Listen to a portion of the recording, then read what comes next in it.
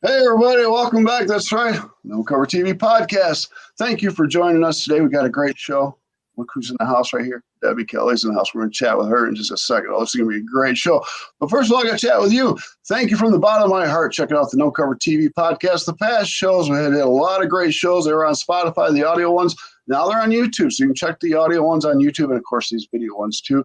I appreciate it from the bottom of my heart. Check out the future shows. A lot of great shows coming up with bands and artists from around the world, which is great. It's amazing.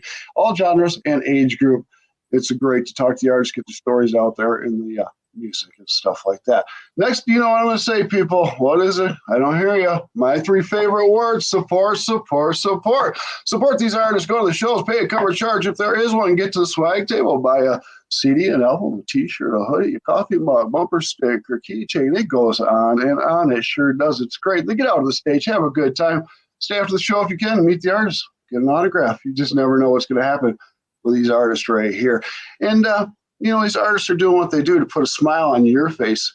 In return, you put a big smile on their face. It's credible. It's credible. It is. There it is right there. Deby's got it. So like I said, in the house, award-winning singer-songwriter, Deby Kelley is in the house. How you doing today, Deby? Hi, everybody. I'm doing wonderful. Little early. Great. Well, not real early, but I mean, I've had other interviews at like 5 a.m. my time. So. Right. Me so too. Isn't too bad. Not too bad. You're 10 o'clock my time, so 10 o'clock. You're out in sunny California. Yes, you are. Huh? Sunny, hot California today. Sunny, hot California in the high desert area there. So, thank you so much for joining me today. We're going to have a lot of fun. We got quite a bit to talk about. Thank you for having me. This is great. This is my first time with you, so we're definitely going to have fun. That's what I want to hear. That's what I want to hear. And we never know what we're going to talk about on the No Cover TV podcast. And what's great is we don't have it. So what happens, happens. There you go. There you go. No bloopers. Well, exactly. So like we were saying, you've been very busy doing a lot of stuff. Yes, I'm crazy busy, let me tell you. I'm out singing. We just got back from Atlanta. We had the ISSA awards. Yes, exactly. There you go. There we go. I know. I was hoping to win for best album, but it didn't make it. But I did win for best dress. Let me tell you, it was out there. There you go. Right there. Best dress. Look at that. Amazing. You just outstanding. You blew the red carpet away. Oh. It was so fun. In fact, we even dressed. Well, my two friends, Debbie and Dory. I do some shows out here. I do some karaoke shows out here for like the senior citizens, and so I was at this one show, and one of these ladies, we didn't know what was happening, but she was having a mild stroke, and she was standing there. Yeah. And so I had kind of stood beside her, and I was trying to make her focus or figure out what was going on. Within this lady named Dory and Debbie, they both got up. So that's when we kind of made our connection, because of what was happening with this other person. And so these two ladies, they came to my house for the last 3.5 months and help me work on that dress. And it just blew my mind, the creativity that these two women have, and I'm like, oh, I like this. I like that. We're ripping this off and we're ripping this off. And I'm like, oh my goodness. So that dress had been torn apart 3 times and put back together. So and we've already started on next year's. So we've already got ideas going, and so we're getting ready. So how are you going to top this?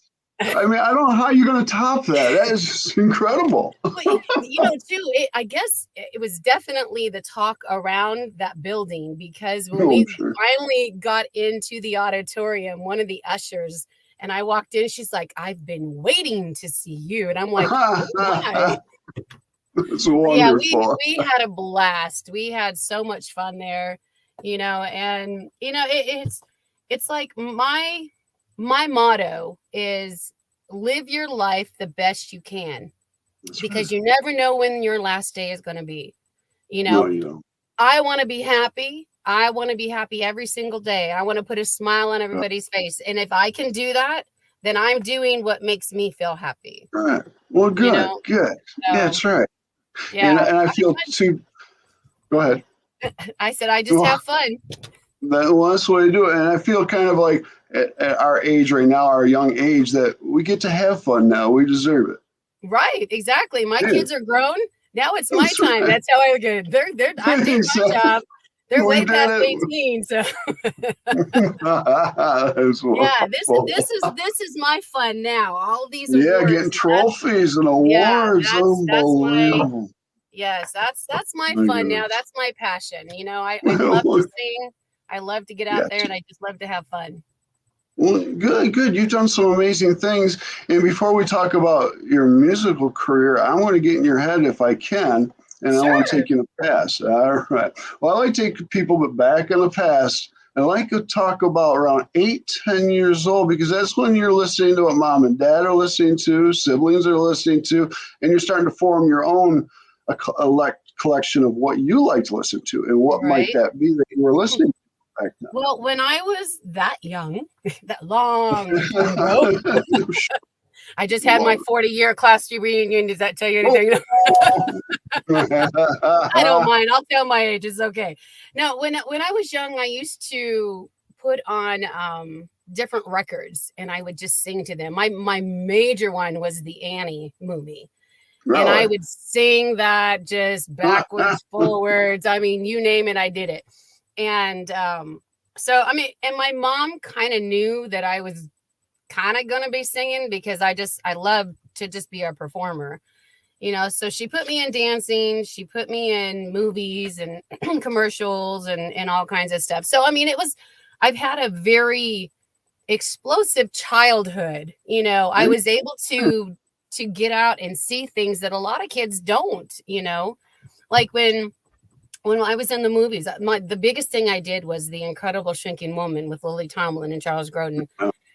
Phenomenal, phenomenal. You know, you don't realize all the work that goes in behind the scenes of putting on a movie. Word. You know, Long days. it is, and we filmed that in Eagle Rock, Oh, and yeah. at the yeah, and so it was like for 2 weeks I had to get up, my mom and and she would drive us to Eagle Rock every day. I had to be there at 5 in the morning. I had to get my hair up in rollers and makeup and clothes and all that stuff. But it was an experience that if she wouldn't have taken me or wouldn't have put me in all these things, I wouldn't have known, you know, but True. I loved it. I absolutely loved it. But singing, dancing, I was just an active kid. You're just an Did it. actor. Yeah, a little overact. Wow. So, but what was about 11 or so you started the movies and commercials and stuff, right? Right, right. So we did all of that. And then as I got older, I think I was about 17. And Oh, my mom had gone to, well, we're kind of passing the 11, 12, 13. That was all the kind of same. But right, at right. 17, I found out that I was related to Patsy Cline.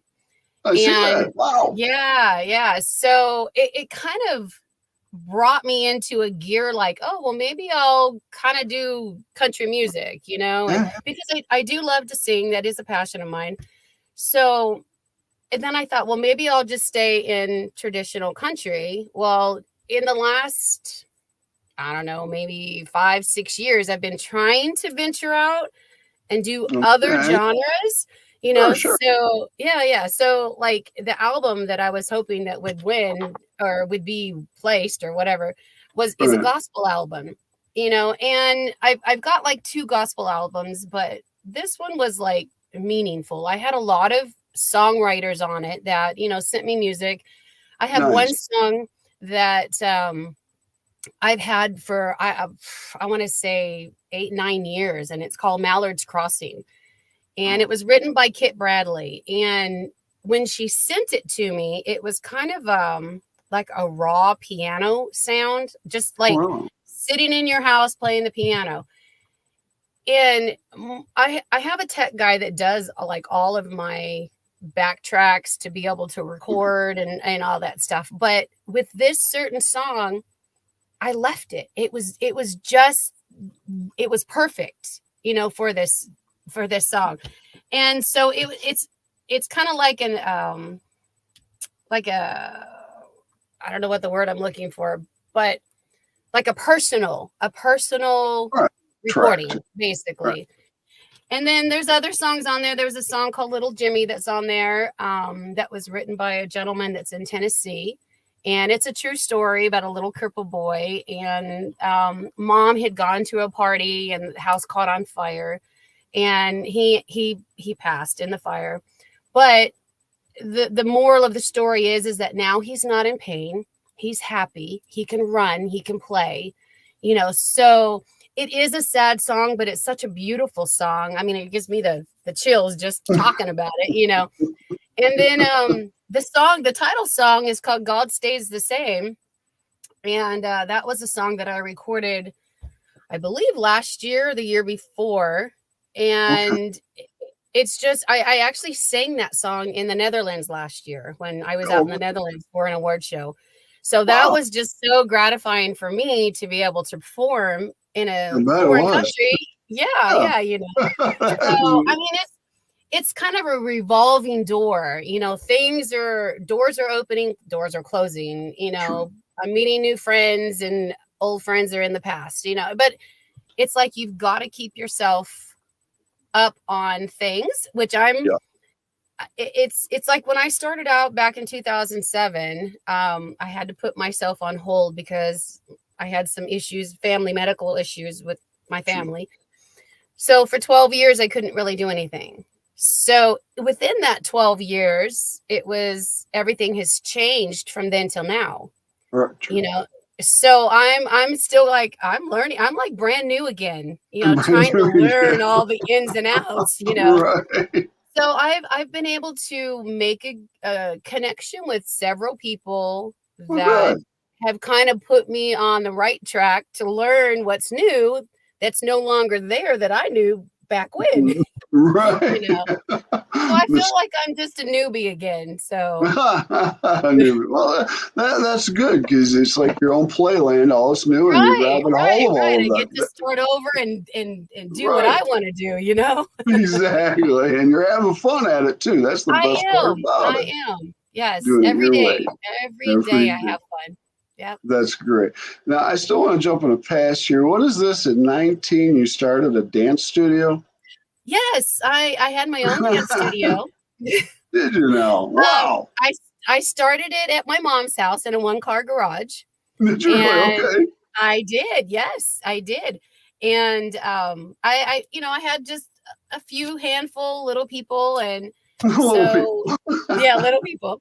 Then when because at the time I was like living with my mom at the time, and I had like my first divorce, and so then I finally was able to get my own house. So I got my house, and then I had a 2-car garage. So I expanded. There you go. So I mean, it's like, it doesn't matter where you like do all this stuff. I mean, you can teach children in your home. You can teach children in a building.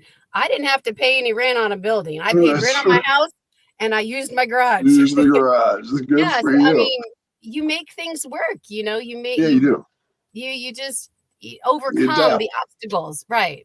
And you make things work to make things happy. But I had a dance studio for, I want to say 10 years, I believe. 10 years, really? Yeah. And then I fell and hit my head, and I was having migraines. Oh, no. So I had to shut my studio down, and I was having major issues. So I had surgeries and all that stuff. But now, I mean, I'm good, and I don't have my studio anymore, and I miss it because I miss all the little kids, and I mean, we went to competitions. I had these 2 little girls that were 5 years old that won the state of California dance competition. They were that good, I mean, that is cool. Yeah, you don't get kids that are good. I mean, you have your few that are just the exception, Mm-hmm. But yeah, I've had fun my whole life, and singing is now what I love to do. Now what you do. That's good. Yeah, it's my passion. And what's neat is that you've always kept the entertainment business in your heart from small girl all the way to now. No matter what Yes, field you went into, it was always in the right. entertainment. Yeah, Right. Well, I was, that's really every little girl hopes to be that little rockette in New York, or hmm the superstar singer, like Patsy Cline or Reba McEntire or whoever. That dream is always there, still can and do it. you just exactly. And I am, like I said, I feel like I'm a newbie, so I'm kind of starting over, Mhm. but it's okay because I'm meeting so many new people and so many people that are helpful, That's good. and a lot of times you don't get that. A lot of times they're like, "Oh, I'm not helping you. You're going to step on my Right. toes."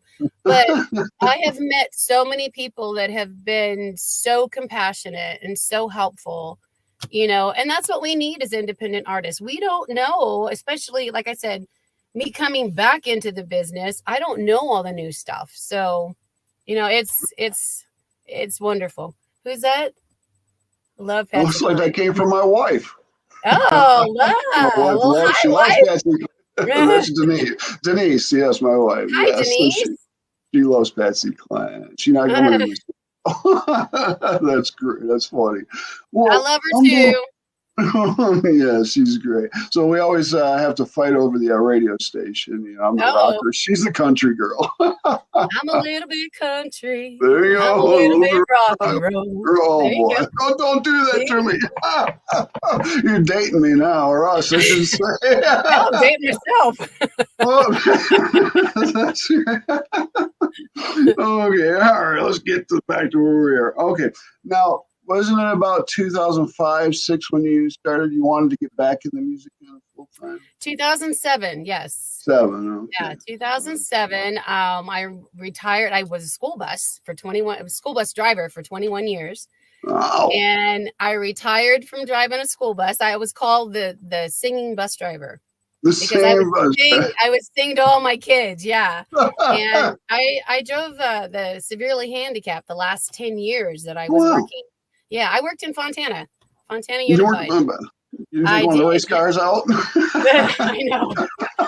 So, but it's like once I retired, I went on the road. I mean, I had a blast. I had so much fun being out and touring and yeah, the biggest person I opened up for was David Allen Coe out in Pennsylvania. Did you And I really? was like, whoa, this is like crazy, That's but great. it's fun, and Mhm. I would love to do it every day. I mean, it's not possible to do every day, but I would love to do it every day. That's Right. Right. just how much love I have for the music business and singing and Well, performing, basically. good. Because it was back then when you first started out, you went right to Nashville, got your first I did. CD, I and did. that thing took right off. 2006. It took Yeah, right off. 2000. Right, right. It did. And the the the experience that I had in Nashville, I went to I believe it was called Sound Choice Studios out there Okay. in Tennessee. Mhm. And I was there for a week. And just the experience being with all these musicians. And, I brought in this song that a gentleman from out here in San Bernardino wrote, David Alcaraz, and it was called I Dream of You. And it was like a salsa song. And Oh, so, and I I mean, you got liked to it dance. because right, right, right. So it was kind of like the wrong genre, but I mean, it's like, okay. So he and I co-wrote this. He wrote like the singing part and I wrote all the talking part in between. Oh, okay. And so I took this song and I took it to Nashville, and these musicians are going, why are we changing this? We like this. And it's Oh, like, we're country. we're This is good. salsa. So and they just listened to it, and I mean they were just that quick, and just changed it from salsa to a country song. And I had so many people that was just they could relate to it, that felt the love, and it's a love story song. Okay. And it just flew. That whole album just was just awesome, and it Oh, went places. Yeah. and it's been played all over the world. Thank God. We thank God for the DJs that play our music. Let me tell you. Because I agree with sometimes you. those are far and few between. A lot of the mainstreams we can't get on, but and we know that, but we thank God for all the podcasts, like for instance, your podcast. So thank you for having me on here, but. Radio stations, the internet stations, the indie stations. I mean, those are the ones that's giving us the exposure that we need, because without them, we couldn't get on mainstream, and so we're kind of going, we're stuck. Right. Get us out there. Right, exactly. I mean, there's a lot of indie artists out there that are absolutely phenomenal. Oh, yeah. I mean, they're just so great. I mean, they should be on a label, but why? Why aren't they? It's just, I agree. People are not picking them up, and it's just, it's kind of what I've kind of understood about the business now is that the indie artists are working so much harder than the majors. And that's okay. And that's okay. But the indies, the majority of these indies are way better than some of these. I agree. I will agree on that. Yes. But yeah, I mean, it's all, everybody that is a performer, it's all in their heart. All we want to do is get out on stage and make people happy. That's pretty much what we want to do. That's what we want to do. And I love your music. I was listening to quite a bit of it. And I mean, it's spiritual. It's from the heart. It's inspirational. It's all of that. This room here is my studio. This is where I do all of my recordings right here. Right. Okay. And when I get in this room, it's kind of weird to say, but I transform myself into these songs. I feel as if it's me in these songs, because a lot of your country songs, they always have a story, and you've got to put yourself in the set mind of where you are. Are you in a field? Are you running through this? You've just got to put yourself. So like I do videos of my songs as well. So I've got to kind of go, okay, so what am I going to do for this video? In fact, I'm working.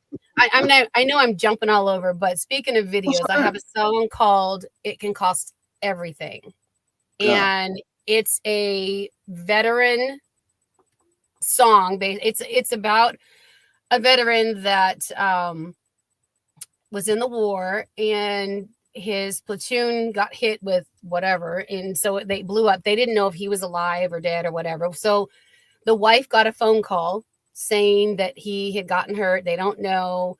And then, but the whole song is about this lady dreaming. It's just a dream.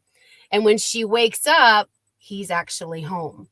They released it. He did get hurt, but he's alive and he's home. So that's the video that I'm working on right now.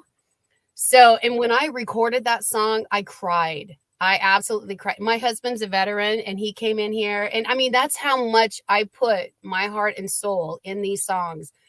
I put myself in the song, and I mean, I cried. The first take that I did, I put all these extra emotions in it. And when I sent it to the writer, Melanie Book Randall, I sent it to the writer, and she's all, I think that's a little theatrical. Can you bring it back a little bit? I mean, that's, but, and it's okay. It's okay because, and I got what she was saying, because she was like, if you perform this song, you can't do all these other theatrical inputs. And I'm like, yeah, I guess you're right. I can't, see that. Okay, right. But it's good for the video because the video is going to show more emotion. Okay. So this is, I'm working on it now. So I'm hoping that it turns out how I'm hoping it will, but I'm sure it will. I can't wait to see. It'll make you cry. It made me cry even just recording it. So, yeah. I can't wait to take a look at that. Can't wait to take a look at that. Unbelievable.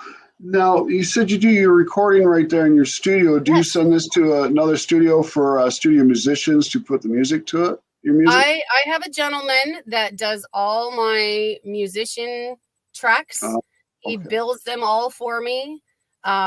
and then he sends them back to me, and I sit right here for hours and hours and There's hours. hours in the studio. Right. Oh, Well, yeah. I mean, when I first went to Nashville and did my first recording, I mean, it was a lot of money, and I am my own worst critic. And it's like, if I say a word wrong, I'm going, oh my gosh, and I won't just do that one word. I start all over all over, only because your sound is different, and I'm sure that it can be tweaked a little bit to make them evenly sound, but I can't do that. So I start all over. So I sit in and I start all over from the beginning. Yeah. And my poor husband, he's like, aren't you done yet? Aren't you done yet? I'm like, no. So now he's starting to want to record. In fact, he and I have 2 songs that's in nomination for the Fair Play in Europe, the Red Carpet in Holland. Yeah. So we have a collaboration song that was nominated for that. In fact, I have 14 nominations for that one. Oh. Yeah. So I'm like, oh. So last year I won for Bluegrass Song of the Year. So, and that's what I was telling you earlier, that, I was trying to venture out into all these different genres. Bluegrass is way different than traditional country. Let me tell you. Yes, indeed. And I'm looking at your bio and stuff, and I mean, it started in 2006, all these awards. I mean, every year, and I can't go through them all right now because it's taking on show. No, wow. I mean, I was like very forceful, and then like I said, we had some family health issues that I had to take a back step, for like 12 years. So, I mean, you see there's a big gap in there where I didn't get anything because I couldn't because, it was a family thing that I had to deal with. But now I'm back with full force. So hopefully, we'll put the nose to the grindstone and we'll be working hard. Yeah. You'll have more to put behind you. Oh, exactly. Now, are you getting out and performing much at all? Actually, I have a show October 3rd that's going to be out here in, I believe, Barstow or around Barstow. And it's at the Dale Evans. There you go. The Dale Evans and Roy Rogers Museum, where it used to be. There's some kind of museum out here. And so that'll be like one of the first performances that I do. But I do like karaoke, like get-togethers. So I get to perform. So that's kind of like my performing if I don't have a specific show. We are doing karaoke, but it's like I get out there and I perform and I make these other people perform. I make them come out. I make them feel happy. I make them want to be there, So even though I don't get to sing 24 songs in a row, I'll sing one and then they get to sing, but I still perform because I'm out there dancing. I'm out there making them have fun. I'm making them laugh, So I'm still performing in a sense. Yeah, oh yeah. Let me ask you: is there a favorite go-to karaoke song you like to cover the most? Well, I've been doing my own originals while I'm there, so that way people can like learn my music. But if I had to, I would say my go-to songs would be "Before He Cheats" and "Independence Day." Okay, "Before He Cheats" and "Independence Day." Yeah. Why does that seem to go together? Well, because they're both high energy songs. One, I can hit that note way up there on Independence Day, and "Before He Cheats" is a sassy song that I can just really mess with all the men. Thanks. Hey, put it out there. Right. Before we get any further, tell everybody in podcast land where they can find Deby Kelley's music and everything about you. Deby Kelley's music, as long as you put in Deby Kelley, Kelley, you will find it on Spotify, Apple Music, YouTube. Oh my goodness, I don't even know all the rest of the digital platforms that are out there. It's like everywhere. Everywhere. But yeah, you have to spell my name right. It's one B. Right, people. Deby. Right, yes. There. Deby Kelley. Yes. Right. What do you think of nowadays? We're a push of a button. Your music's everywhere. Where back in the day we had to hoof it. Right. Exactly. Yeah. I know. I know. Now you can just email it and it goes cyber to wherever you're going to go, Everywhere. It's there. Lickety Great split. thing. Lickety split. It's already there. I love it. That brings back an old memory, right? Lickety split. They don't remember. We do, though. We do. That's great. We do. All right. I got some fun questions I want to ask you. Okay, Debbie? Okay. Let's have some fun here. All right. Okay. Now, I'm going to not start at the top. I think I'm going to go from the bottom here. Uh-oh. They must be better at the bottom. Yeah, well, that's how you take it, I guess. All right. Okay. In all of your career and stuff, and even with dancing and singing, any real memorable moments that stand out to you? Anything that just hit you that you can't let go? You know what? Every moment that I sing is a memorable moment. Only because, and this has been really like this last year has really bothered me a lot. I've had both my parents and my grandparents passed at 58. I'm 58 now. So I'm just hoping to get to 59. And when I do, I'll be happy. I'll be good, but it's just that wrench that right now, my outlook is to be happy every day, because if my last day is within a week or 2 weeks, or which I'm hoping not, but it is what it is. I'm very healthy, so hopefully I'll surpass it. I have 2 brothers that surpassed it. But every moment in my life right now is memorable because I want to make it happy. If tomorrow's my last day, I'm going to be happy. That it's just, as far as performing is just what I love to do. So every performance is happy for me. And great. I do have one moment that came back. I just remembered a few months ago, I had a gentleman that sent me an email and said, Deby Kelley, I have your shirt you gave to me when I was I believe it was at the performance in Pennsylvania. He said, you took your shirt, or it was somewhere, but anyway, about 12 years ago is when I first started I don't know when it was. He has a shirt, but anyways, he says, I have a shirt. And I said, send me a picture. So he put it on, sent me a picture. I'm like, no way. I mean, he's had to have had this for 12, 15 years, and still has it. So, I mean, that's a big memory, jolt for me, thinking, wow, these people still have my product. I've made such an important impact on them that they've kept it, so I guess that would be my most memorable right now, besides just living past 58. I love it. Okay. That's great. Well, that's cool that he held on to it for that long. Right. That's really and he still has it, because it was just a few months ago, because I told him, I said, you send me a picture, I'll send you one of my CDs. Oops. Sorry. I told him, you send me a picture of that and I will send you a CD. And sure enough, he sure did. So I sent him out a CD happily. Yes, right. Yeah. What a true fan. Definitely. Right. Exactly. All right. Let's go to the next question. All right. Let's go up to this one right here. You get 2 answers. All right. We're going to kind of think around the world here. What 2 stages anywhere in the world do you wish you could perform or want to perform on?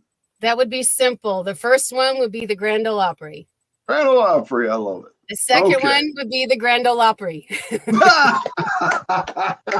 Well, I see that happening. Maybe I guess I got to make a phone call. Yes, please. That would be the ultimate, and I have told that you have to know somebody, you have to be invited, they have to be able to give up one of their songs in order for you to perform. And so that door hasn't quite opened for me yet. So if anybody's out there and has that little key to unlock that door, please unlock it for me. I hear some creaking. We don't know. I'll spray the oil. It's okay. Woo!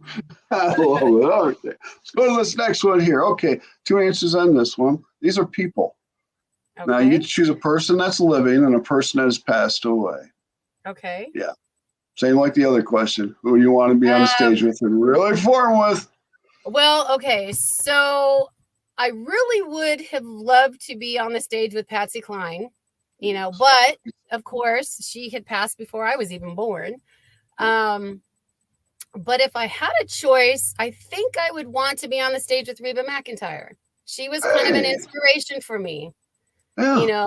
when I was into it. Her and Loretta Lynn and, you know, the era, Dolly Parton, all Oh of yeah. them. I mean, that era of people is what I truly love. That That's great. style of country is what I love. Okay. And hardworking women, and just like you in the profession, hardworking. I love it. Oh I my! love it. I'm telling you. You have to love it. You have to love it to do this, be in this industry. I guess Exactly. I would say, Exactly. yeah, it's a tough one. It can be definitely. Yes. It's All easy. right. Okay. Now, next question here. I want to hear the answer on this. This could be, you think around to all the different performances you did in front of people, whether it was a small audience or a big audience. And when you're up there on that stage and you're performing and singing your beautiful songs, and it catches the people and they're looking at you. Maybe they're swinging, maybe dancing, but most of all, maybe you see them singing your music back to you. How does it make you feel in your heart? It's absolutely joyful.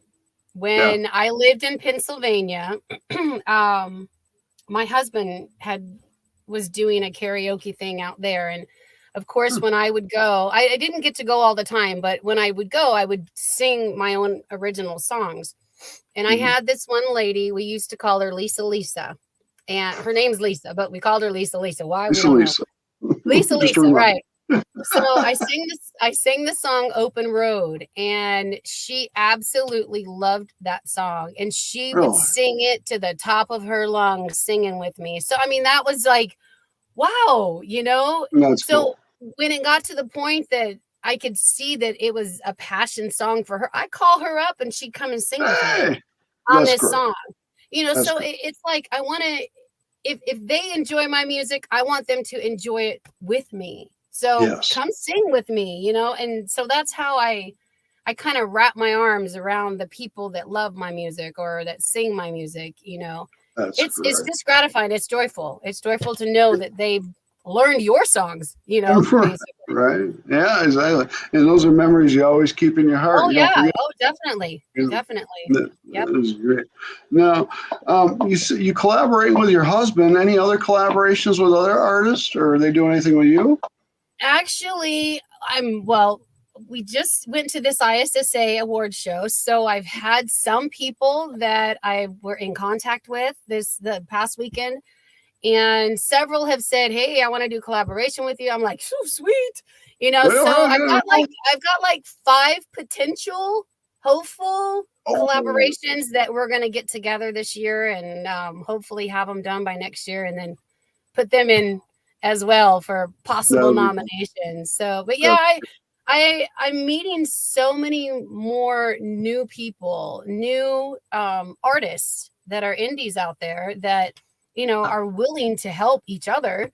So yeah. we're all, even though I met I met somebody that was in the rock genre. He's like, "Hey, I do rock?" I'm like, "I'm country." I said, "We can do a little Bonnie and Marie. We can do that." We can So I do mean, it. yeah. So I mean, you never know. It's possible something could flourish. Well, I mean, you're covering everything else from gospel, Christmas, country. We might as well jump into the rock and roll a little bit. Bluegrass. Yeah, well, I have a country rock. Yeah, I do have a country rock. It's called An American Girl. And I have another one called Hollywood's Got Nothing on Me. That's a real sassy one. So No. yeah, Why? I've been trying to venture out, but I always come back to traditional because it's where my heart is. Okay. Yeah, this just hit me in the head, but it's probably because I'm looking at an album right over here. But what if a famous rock band gets a hold of you and it's a big stage and they put on a big show with fireworks and flames and smoke and fog and all that good stuff? You're gonna you can dress up and do that part? And my reaction is going to be going,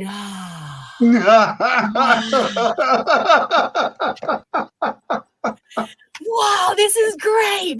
This is so cool. Yeah. I'd be going, yes, we're doing this. We're doing I would love it. it. I would love it. I would. Oh, that would be really cool. Take you kind of out of your element just a little bit, Yes. and get you all Yes. leathered up and spikes and everything, and get you. Wait till next year. You talk about leather. Hey, oh! Now I got to be in there. I told you we're already working on the new outfit for the dress. Oh boy, I definitely got to be there next year. I got to see this firsthand. You don't even know. Oh boy, I can't believe it. Oh man, what did I get myself into doing an interview with this lady? You're right. Yeah, it's been a rocky road, man. No, I'm kidding. I got another question for you, and I wasn't going to ask this one, but I'm going to do it right now. Anyways, this usually happens to my rock stars and heavy metal guys, but during your performances or even when you were dancing, any embarrassing moments? Yes. Yeah. Yes. I want to hear. I want to hear this. Okay, so just recently, actually, I was in a contest at the fair. Okay. Oh, okay. And so I had worn this white dress, and it's got probably this much of lace under the bodice part. Okay. And so, unbeknownst to me, things kind of went south. Oh, south. South, yes. So when I get back to sit down, one of my friends is like talking to her friend, and I kind of looked down and went, ooh. And I kind of pulled my girls up, and so I look back, and my friend's friend is kind of smiling, and she goes, so I go over to her, and she says, I just told Dory she needed to tell you that you needed to fix them. And I said, why didn't somebody tell me? Oh my God. Well, I'm sure there's plenty of pictures out there that'll show you. Oh, well, I was like, no way. Oh my gosh. That was like so embarrassing. I mean, it wasn't like noticeable to a lot of people, but some people saw it, Some people saw it. Yeah, but we all have it. We all have those moments. Unfortunately, it's going to happen to you if it hasn't happened. Oh, it will come. Oh, it did. But that's okay. It's okay. It could have been worse. You're right. It could have been worse, but could have been a lot worse. Oh boy, we were good. We were good. That's great. That's funny. I got a couple songs here I just want to mention. We're kind of running out of time, but it's our show. We'll just take our time anyways. But now we just talked a minute ago. I can't lost everything. It can cost everything. Can cost everything. Yes. Can't read my own writing. I like that. I like that a lot. Yeah, that song was written by Melanie Brooke Randall, and it's a wonderful song. Like I said, when I recorded it, I was crying. I mean, that's just how much heartfelt it is. I mean, you don't realize what the families of a veteran goes through. The heartaches my husband's a Vietnam veteran, and there's things that we still struggle with, and it's never going to get better. We just allow it to not control us, I guess you would say, right. Through many counseling sessions and many support groups that we've got. I mean, it's a struggle for any veteran family out there. And this is just a song to show the family side, how much of a struggle it is on our side, not just so much for the veteran, but it's the whole family, the family. Yeah.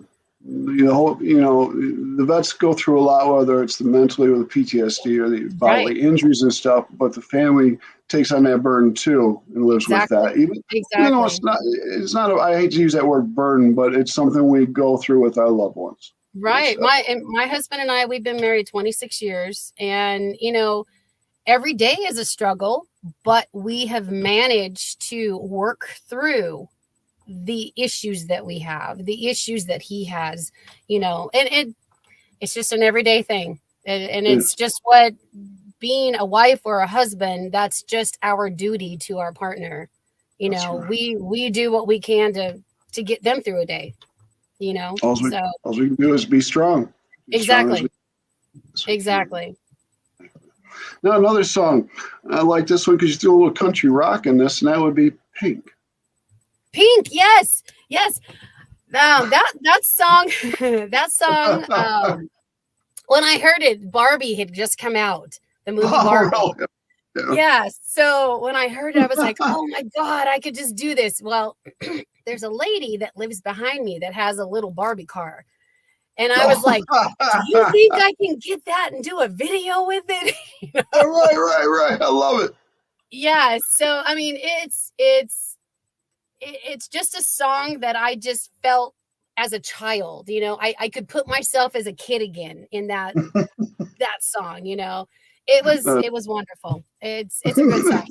It's a makes me feel young song. That's what I'm going to say. Yeah, makes me feel young cool. Song. Yes. Well, this last song is, and I like this because it's kind of that ballady song, "Dreaming in the Rain." Yes. That was, I believe, if I'm right, is Lisa Barrett. I think she was the one that wrote that song, if I remember right. And that song kind of, when I did that song, I was kind of in a spot in my life that wasn't happy, but wasn't sad.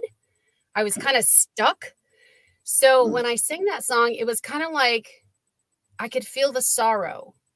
I could feel the sadness, and the rain. I love the rain, but it gave me that sense of like, it's okay. I'm going to get through this.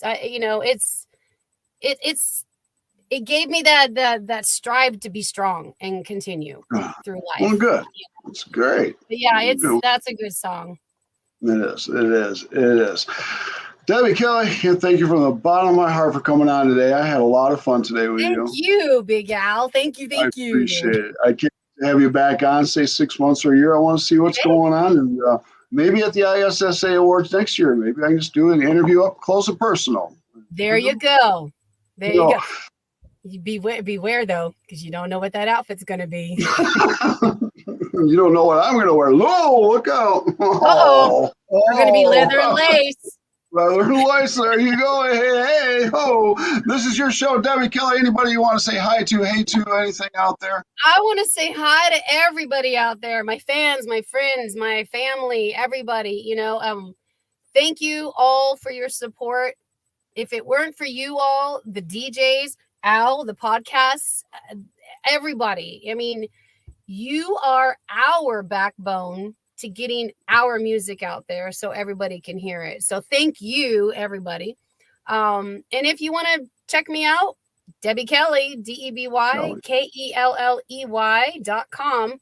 Got to spell it right or you won't find me. You find everybody else but me. Uh-oh. I know. That's great. Right.